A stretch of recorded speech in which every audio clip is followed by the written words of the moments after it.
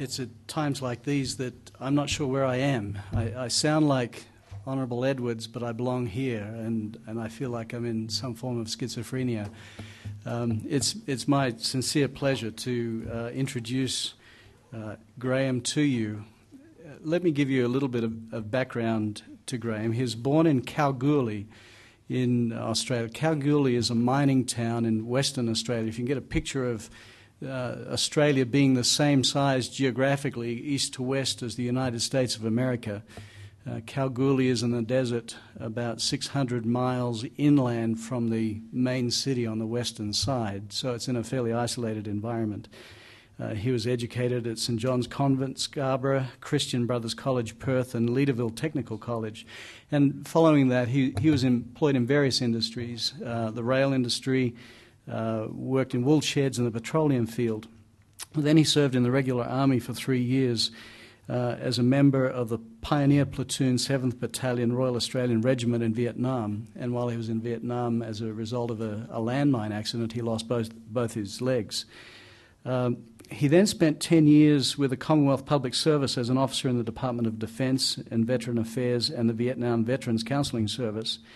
And then, over a period of years, various governmental, local and state governmental opportunities came to him. And while he was in the Western Australian State Government, he became Minister for Sport and Recreation and Parliamentary Secretary of the Cabinet in 1987. Consumer Affairs was added to his responsibilities in 88. In 89, he had the portfolios of racing and gambling, sport and recreation and youth. In 1990, he was appointed Minister for Police, Emergency Services, the Aged. In February 1991, Graham retained the Police and Emergency Services portfolios and resumed responsibility for sport and recreation. You can see this quite extensive influence that Graham has had within the West Australian state government. And he has received a number of awards. He received the Anzac of the Year Award in 1991 for services to the veteran community. He was presented with the Lions Award for service to the disabled community in general and the Children of Courage Awards in particular. In 1995, he was made a Paul Harris Fellow by the International Rotary Foundation in recognition of his service to the community. And then in 1997, he was elected as an Australian Republican Movement candidate to the Constitutional Convention. And then in 1998, he was elected to the Federal Parliament in Australia as a member of the House of Representatives. The way in which the parliamentary system in Australia corresponds with the congressional system in America is not exactly even, but there are some relationships there. It's been my delight to be with Graham and his wife Nolene, who are sitting in the back there, for the last few hours overnight, and they're just such warm, delightful, humane individuals. The title of his talk is, Corey has indicated, Australia and the US Mates, Past, Present and Future. I need to just qualify the word mates a little bit. When I've used the word mate here in America, I get shocked looks. It's sort of, spouse, some cases sexual partner or something like that. This is not the definition that Graham's talking about. When we greet each other in Australia, it's often "G'day, mate." And mate has more than a buddy association with it. It has a depth of camaraderie and engagement in the idea of the term. And so when we hear a title, Australia and the US, Mates, Past, Present and Future, we're talking about a deeper social and psychological engagement than just friendship. So with that introduction, I'd like to turn the time to the Honourable Graham Edwards.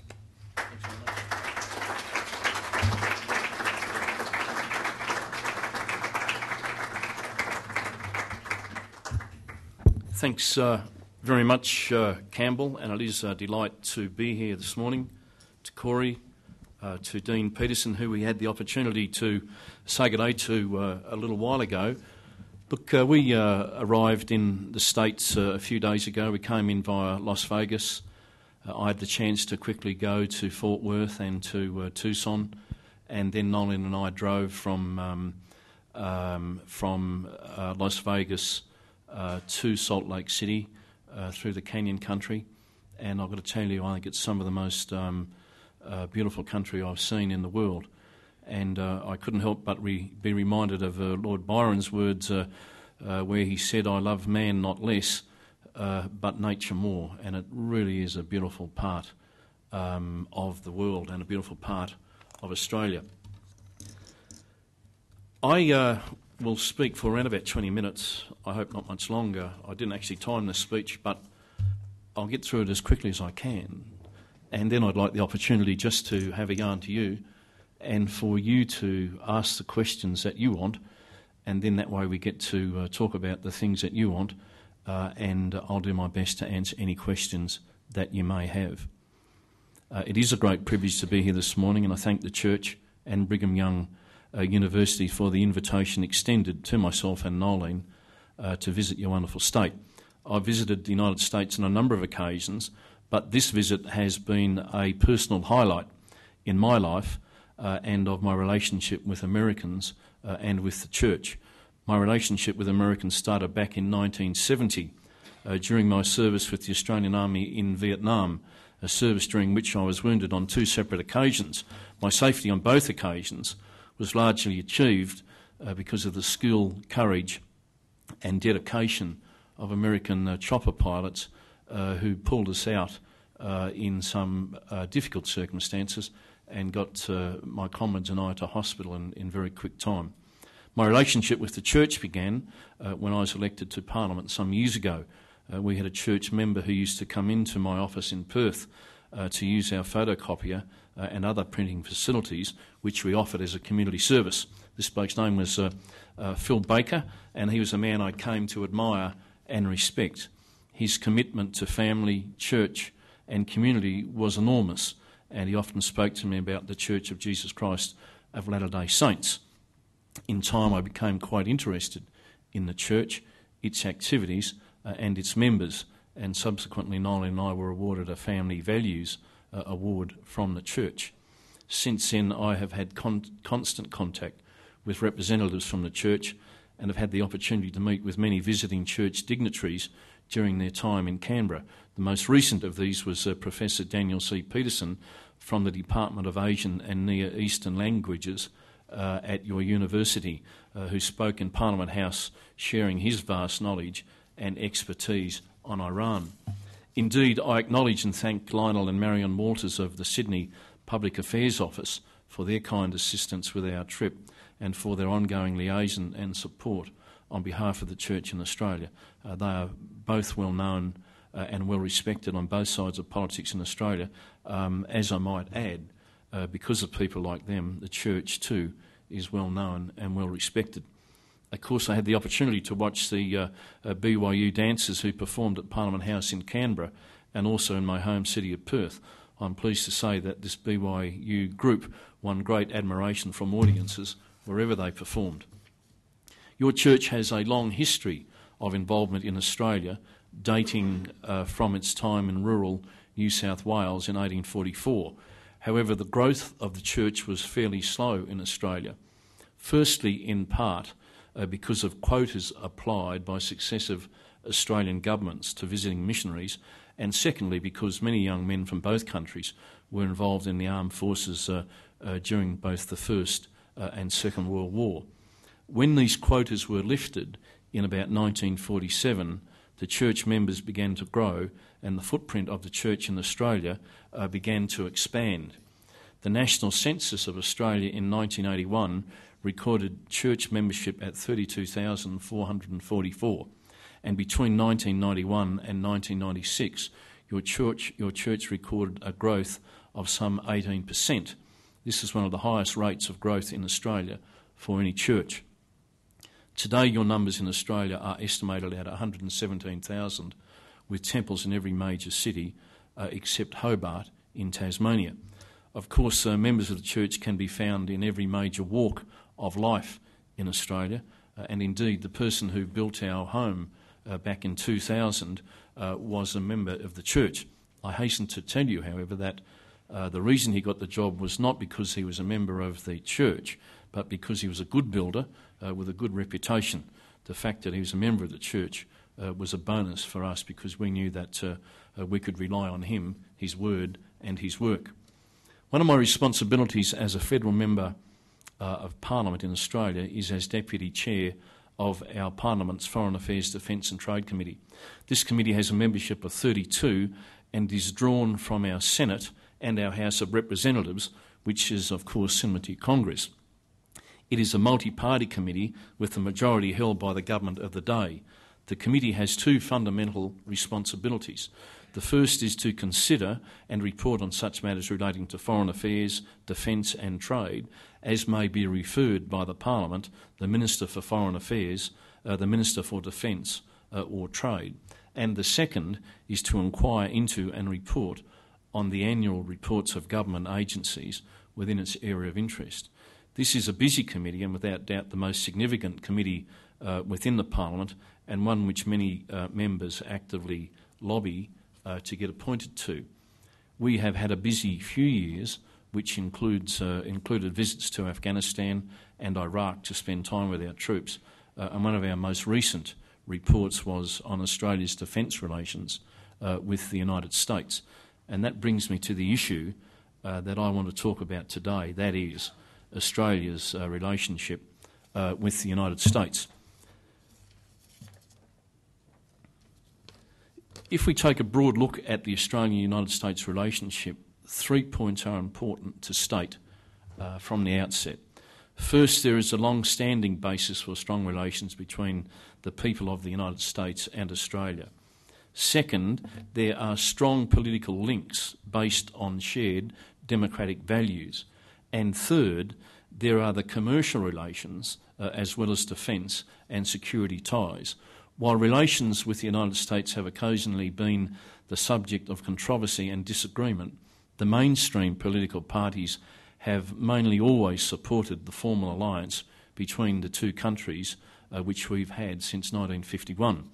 Australia, since at least the 1930s, has had a strong desire to see the US actively and closely engaged in the security of the Asia-Pacific region.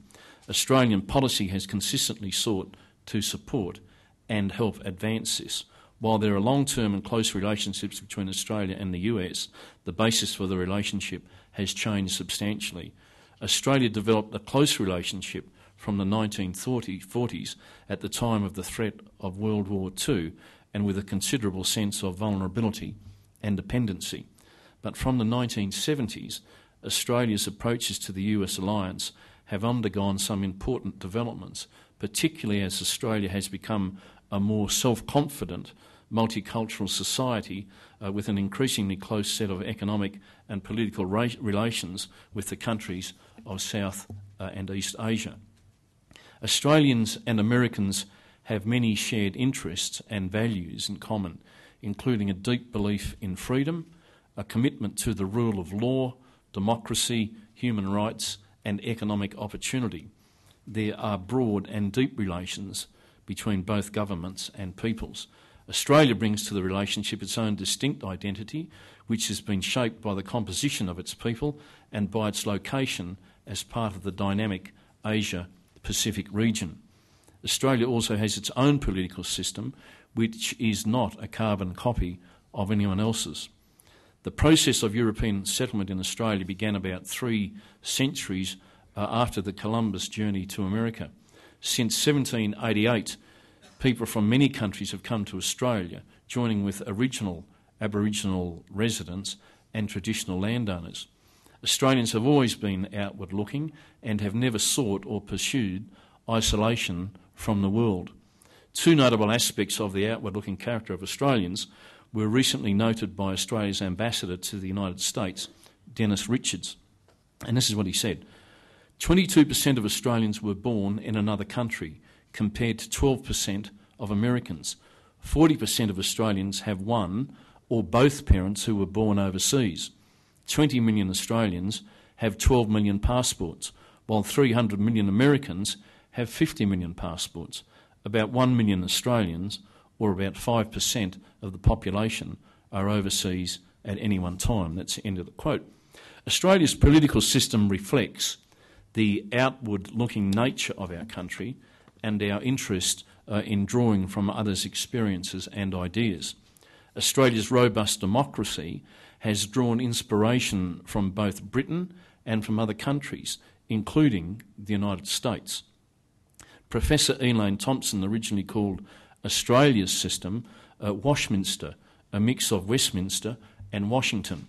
When Australia first was settled by colonial authorities and immigrants from Britain, including many convicts, we inherited British traditions and practices of government. I must say here that not all of the early Australians were convicts. We had things called remittance men, where young people were sent from England, young people who were problems to their families for a whole range of reasons.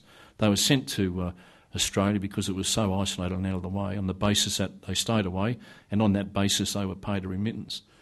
What Australia does today is send some of those same young problem people back to England and some to America. And perhaps you might take the opportunity to ask some of the Australians around here what they know of remittance men. I understand too that you have a program in the United States and through the church which you call your missionary program. The system of government adopted first in the states and then in the national government after federation in 1901 followed to a major degree British models. Australia has continued to be a monarchy. Its legal system is based on the British common law model, and governments are formed by elected members of Parliament, with the head of governments, the Prime Minister, and the Cabinet drawn from the elected members of Parliament. Australia's head of state is the Queen, with her duties carried out by her representative, the Governor-General. All of these elements closely follow British practices. Our ties with Britain are a constant source of controversy in Australia, with many people, including myself, favouring a model which does away with the monarch of Britain as our head of state, something the US achieved many years ago through violent means, but something Australia has not achieved through a couple of 100 years of peaceful evolution. And I must admit, as a passionate believer in Australia's sovereignty, I'm becoming impatient, and I want Australia's constitution brought home to Australia. However, I am not advocating armed rebellion yet. But many people would not know that the Queen of England, through her representative in Australia, has the power to elect to sack a democratically elected government. And I find that absolutely appalling, that the Queen of another nation can sack the democratically elected government of another nation. It's abhorrent. And at some stage, Australia must bring her constitution home. Australia, however, has also drawn from the example of the United States. Unlike the UK, Australia has a written constitution setting out the powers of both the national and state governments. Like the US, Australia is a federal system with power shared by national government and elected state parliamentary governments led by premiers. Australia's senior legal institution is the High Court, which, among other functions, can adjudicate in any dispute between the national and state governments about their appropriate powers, just as the Supreme Court does in the US. Unlike the UK, which has an elected lower house but an appointed House of Lords, Australia has an elected Senate with specific representation on a state basis, which is more like the US example. Some aspect of Australia's political system are distinct from either Britain or the US. Australia was ahead of the US and the UK in providing women with the right to vote, provided to all Australian women in national elections in 1902, when the US provided the right in 1918 and the UK provided it without restriction in 1928. Australia also has a system of compulsory voting, which reflects an Australian ethos that everyone should have the right and the obligation to vote in elections. Australia's system has been seen as a hybrid, and hence the term Washminster was coined. Some observers have seen this hybrid as one which has awkwardly welded together elements of different political systems. However, while no political system is perfect or without controversy, Australia has continued to be one of the world's most long-standing and stable democracies, with free speech, open competition, a vigorous media, regular changes of government, robust and sometimes rude and very, very personal political debate. I might say here, I look forward to the next change of government. We have a national system for enrolling voters, organising elections and drawing electoral boundaries, which is both non-partisan and highly efficient. Australia's strong adherence to democracy remains one of the bedrock elements which draw the Australian and the American people together. Australia and the US are bound together through the ANZUS alliance, which has produced one of the world's closest bilateral security alliance. Since the ANZUS alliance between Australia, New Zealand and the United States was signed in 1951, it has provided the framework for wide-ranging cooperation. The leader of the Australian Labor Party, Kim Beazley, recently commented that for Australia, the US alliance is the, and I quote, the central pillar of Australia's national security.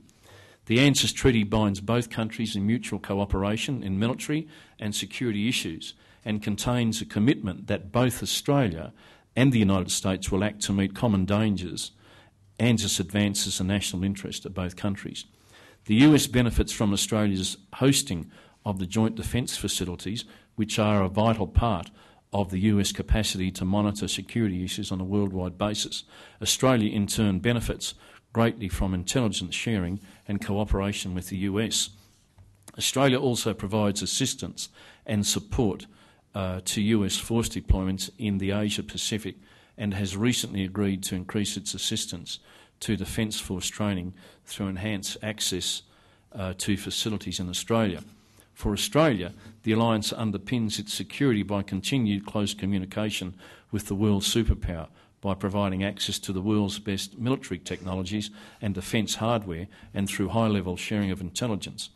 A notable illustration of the very close security connections between the two countries through ANZUS is that at any one time there are about 400 members of the Australian Defence Force stationed throughout the US, serving with US forces and doing liaison work, training and line jobs on exchange programs. The close cooperation between the two countries' armed forces means that we have an excellent capacity to operate together when there is when it is needed, either on a bilateral basis or in multinational coalitions. With ANZUS as the overall umbrella, Australia and the US have worked together on a very wide range of international and regional issues. Australia has consistently encouraged the ongoing role of the US in the security of East Asia and supports US policies in many areas, including efforts to counter proliferation of weapons of mass destruction, to promote maritime security and oppose terrorism.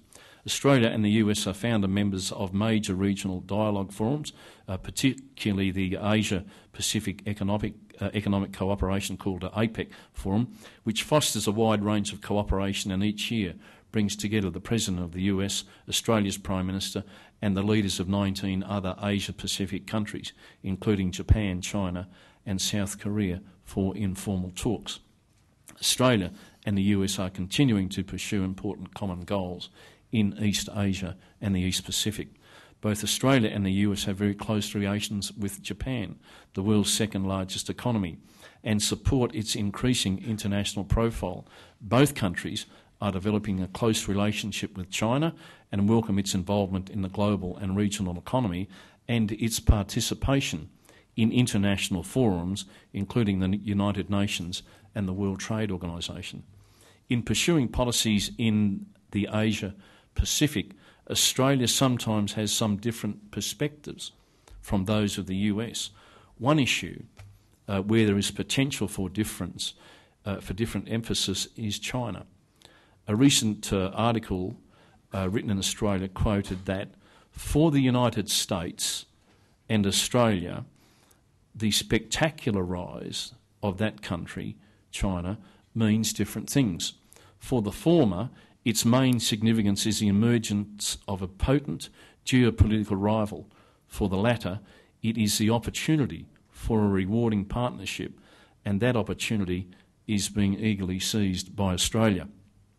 However, Australia and the US share a common interest in constructive relations with China, and Australia, through its political and economic role in the Asia-Pacific, can contribute to bilateral and regional dialogue to promote prosperity and security in the region. In the past 5 years, since the devastating attacks on the US on September 11, 2001, Australia and the US have, of necessity, developed a new area of cooperation. in the international struggle against terrorism. Australians shared America's shock and outrage at those attacks, and 10 Australians were among those who lost their lives. The ANZUS Treaty was invoked formally by Australia as a measure of Australian support to the US.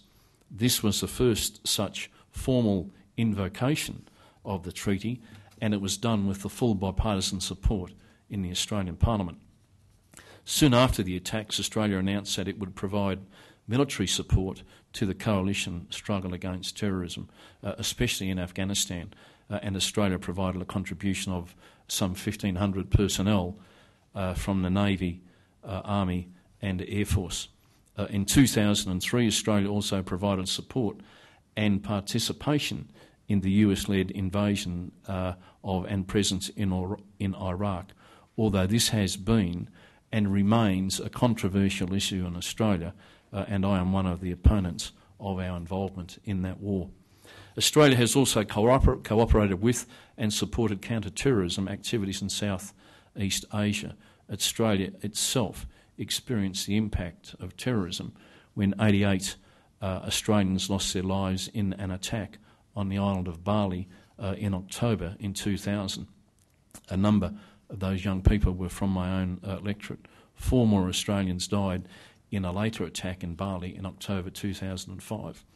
Australia has increased its own role in counter-terrorism through the signing of 12 memorandums of understanding with regional countries. Through these regional and international efforts, Australia and the US continue to cooperate and oppose the threat of terrorism. The closeness of the relationship at many levels between Australia and the US means that there can be wide discussion on the many issues of common agreement and on issues where the two countries' leaders and people may hold different views. I'm a strong believer that Australia must bring its own perspective to the process of dialogue, partly based on Australia's very extensive involvement in the East Asia region. This can add to the range of views and information which US policymakers have, especially on regional issues. Since both countries base their political system on open and democratic debate, there can be cases where Australia may differ with the United States government on some issues. In the case of Iraq, there has been extensive debate in Australia, as there has been in the United States. While a Conservative Australian government supported the invasion in 2003, the Australian Labor Party did not, and the Leader of the Opposition, Kim Beazley, has reaffirmed the Australian Labor Party's position and opposition to Australia's continued involvement in that conflict, and that was an issue he just reaffirmed earlier this week. However, Australians see the process of debate and occasional disagreement as an integral part of the vitality and strength of our alliance. Mr Beazley recently commented in a speech in Sydney on a number of issues, and he said this, and I quote, "Australia should not just be the ally the United States wants. We should be the ally the United States needs.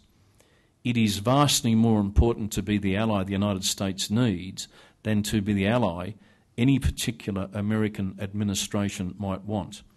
Having the self-confidence to be the friend our ally needs is in the long-term interest of our security, and ultimately, honest advice on the wisdom of a course of action is what delivers the respect of friends, because mates talk straight." End of quote. Australia also has much to offer the US as an economic partner. I'm not sure that I want to go into all of those economic issues because time is just running away a bit. But while that is an important element of our relationship, I think the third element of great strength in Australia-US relations is the many links between the two peoples. In my view, these are the most important of all links. As Australia's ambassador to the United States, Dennis Richardson, pointed out recently, I'll quote, "Almost 400,000 Australians visit the United States each year. About 3,000 Australians are studying in the United States at any one time. and about 1,200 Australian scholars are teaching or conducting research at American universities. In the other direction, over 400,000 Americans visit Australia and over 12,000 American students study in Australia each year. We do not know the precise number of Australians living in the United States. The US Census of 2000 produced a figure of some 60,965. The Lowy Institute, which is a privately funded think tank based in Sydney, undertook a study in 2004 entitled Diaspora, the World Wide Web of Australians. And working from Australian immigration data and from information provided by the Department of Foreign Affairs and Trade, it put the number of Australians living in the United States at well over 100,000, but probably less than 130,000. Indeed, according to that same Lowy study, about 7% of the 800 to 900,000 Australians living abroad are either in Los Angeles, San Francisco, or New York. That's the end of Richardson's quote. Culture and the arts also bind the two countries. Australians share the enthusiasm of most of the world for American culture in films, television, music and literature. For many years, cultural influences and communication was largely a one-way flow west across the Pacific. However, in recent years, Australians have had substantial success in culture and the arts in the US, as the Department of Foreign Affairs and Trade has observed. Australian culture, from Indigenous art to Australian films, continues to stimulate the interest of Americans. A growing number of Australian actors are taking on starring and award-winning roles on American movie and television screens. Names such as Nicole Kidman, Russell Crowe, Cate Blanchett, Heath Ledger, Judy Davis, Baz Luhrmann, Rachel Griffiths, Hugh Jackman, Eric Bana, Jeffrey Rush, Toni Collette, Simon Baker and Naomi Watts are familiar to US audiences. Australian creativity and expertise is being harnessed behind the scenes in areas such as the cinematography and special effects. The cultural scene across America is enriched by Australian dancers, musicians, authors and artists. It's probably an appropriate time to mention the untimely and tragic death of a bloke who sold himself and Australia to the rest of the world. Steve Irwin, or perhaps better known as the Crocodile Man, a bloke with a heart as big as a house and a smile to match.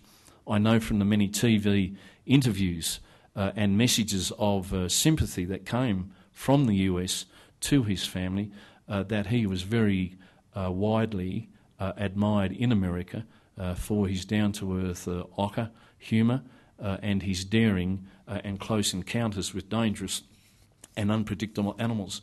He was a great entertainer and conservationist, and he will be sadly missed in Australia and in the US. No bilateral alliance relationship can or should be taken for granted.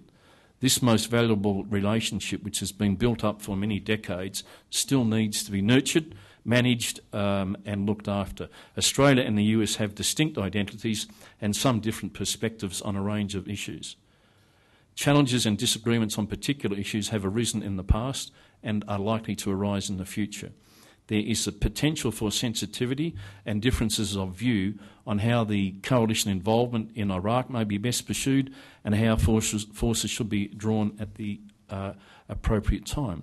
There is also potential for differences of interpretation over China's role in East Asia and internationally. And Australia will continue to have a vital stake in the capacity of the US and China to pursue a constructive relationship which manages differences and avoids conflict, particularly over the Straits of Taiwan. I've spoken about the strength of our relationships in many areas, but the greatest strength of our shared values is our strong, unremitting commitment to freedom. Freedom of political choice, freedom of religious choice. These values are underpinned and protected by the ANZUS Alliance, but they are values which are either further enhanced because of the strength of the relationship between our two countries and our two peoples. We recently did some work on our Foreign Affairs, Defence and Trade Committee. And we took a submission from our veterans organisation in Australia. And they made the very strong view to us that the alliance agreement is something which young people in Australia don't understand too much. And they urged the government to print some information about the ANZUS alliance, which was easy to read, which went to the history of the alliance, and which emphasised the importance of the future of that alliance. Now, I don't agree with the RSL in many areas, despite being a member, but in this instance I do agree with the RSL. The ANZUS alliance is incredibly important to both of our countries and to both of our peoples, and I hope that both of our governments might look at promoting and explaining to young people what that ANZUS alliance is all about. It was an alliance forged through war, through conflict, through challenging and difficult and uncertain times. But it has produced a friendship which has endured, and a friendship which guarantees the basis for our democracy and the basis for the greatest principle known to our peoples, and that is the principle of freedom. The freedom of political choice, the freedom of religious choice, and the freedom to live in peace. These principles have been hard won over many decades. Hard won principles should never be allowed to simply wither on the vine of inattention, nor easily surrendered. I hope they are principles which you will cherish, honour and value, and I hope that the friendship of the peoples of our two nations is as enduring as these principles. I often speak to young people in Australia, and I find young people inspirational. I think you have as much character and as much courage as any previous generation of young people in either of our countries. I hope that the challenges that you confront in the future are challenges that you will meet head on. I would encourage you to have a great faith in your own abilities to meet these challenges. I would encourage you to have faith in yourselves, faith in each other, and I would particularly encourage you to ensure that the friendship between our two nations is something that does endure into the future. My view is that there are many challenges, but these challenges rest in worthwhile hands. I thank you very much for the opportunity to, having listened to me this morning, for the opportunity to have spoken to you, and I hope that the future is everything you'd want it to be for yourselves, and I would hope that the future of our two nations is as close tomorrow as it has been in the past. Thank you very much indeed.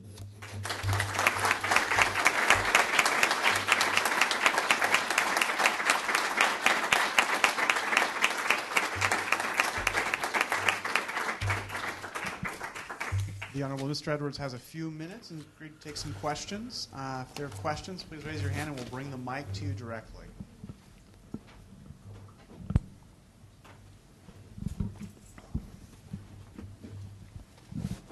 I have a bit of a... It's on, is it?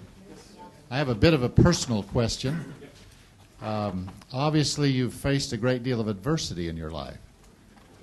Is there something you can share with us as the way that you have overcome this adversity and has led to such a successful life of service and an upbeat personality?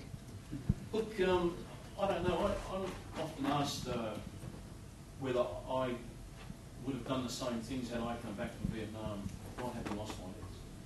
It's a question I can't answer. But I do know this. None of us as individuals know what we can achieve until we are challenged. I think it's when we are challenged that we find the depth of our own character and our own capacity to do things. And I know too that you don't achieve much in this life by yourself. I've been very fortunate in having the strong support of a wife who stood by me over many years. Where I've seen many veterans' families disintegrate and fall apart through alcoholism, through things such as post-traumatic stress and other issues which impact on individuals. I think whatever you do in this life, you do better as a family, and you'll do better when you do decide to accept the challenges that have been put in front of you. I think the other thing is that you might get knocked over a few times. You might make mistakes. There's nothing wrong with doing that.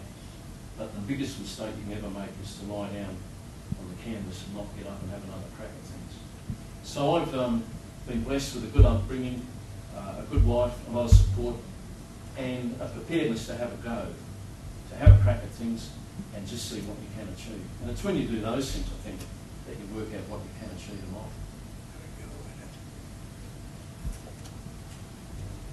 Can you hear me without that?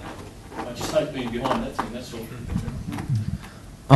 All right, I'm not too familiar with the government of the Australian country. I was just wondering what some of the major differences are, like with the party system and with how the Congress and things run. Look, a lot of people will say that there's no difference between the parties in Australia. They're both as bad as each other. But look, I believe there are philosophical differences between the Australian Labor Party and the Conservative Liberal Party in Australia. We have a different approach to immigration. We believe in the Australian Labor Party, I think, that the old Australian ethic of a fair go is as important today as it was many, many years ago. That ethic is something that is receding in Australia. We are seeing issues such as immigration, refugees, treated in a very, very political way. The Australian Labor Party does not support that treatment of refugees. And we believe that Australia's first responsibility is to treat refugees, people who come to our shores, with compassion and with fairness, and to give them a fair go. That's one difference. I think the other most marked difference is probably in relation to industrial relations. We've had a very fair system of industrial relations in Australia, which has worked well for over 100 years. It's a system based on collective bargaining, and it's a system which involves consultation with and support of unions. The current government is set to destroy unions and to create a workplace environment which is biased in favour of employers and which makes it very difficult for employees to bargain, particularly young people who first go into the workplace. There are a couple of differences, I think. But interestingly enough, as much as we fight and passionately believe in various things, about 90% of the work that we do in our parliament is on a bipartisan basis and agreed to. The differences that people see are mainly because they're the differences that the media want to heighten because entertainment is achieved by seeing members of Parliament having a crack at each other, and the media like that sells more papers and gets more people interested in watching the news. That's a short answer, but there are differences.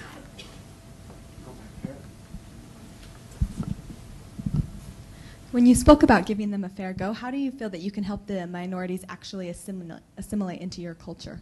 Or to keep them distinct, but to let them be part of Australian culture? How can you help all of the minorities that are in Australia right now, the immigrants, to really get a fair chance, I guess? Well, I think by providing them support. I think there are attempts in Australia, for instance, to demonise some of our refugees. That's good political sort of business in some parts of Australia, unfortunately. But I think you've just got to give people a fair go. You've got to give them support. You've got to give them time. You've got to give people time to assimilate, time to adjust to Australia, and time to make opportunities for themselves. I think above all, Australia's just got to go back to being a little bit more compassionate in the way it treats its minorities. And that includes our Indigenous Australians, whose health circumstances are third world. And as long as they remain so, I think it reflects a great deal of disgrace on the Australian Parliament and the Australian people. One of the areas that I'm particularly passionate about is education. And we're starting to see now in Australia a system evolve where those people who can best afford it are going to get the best education.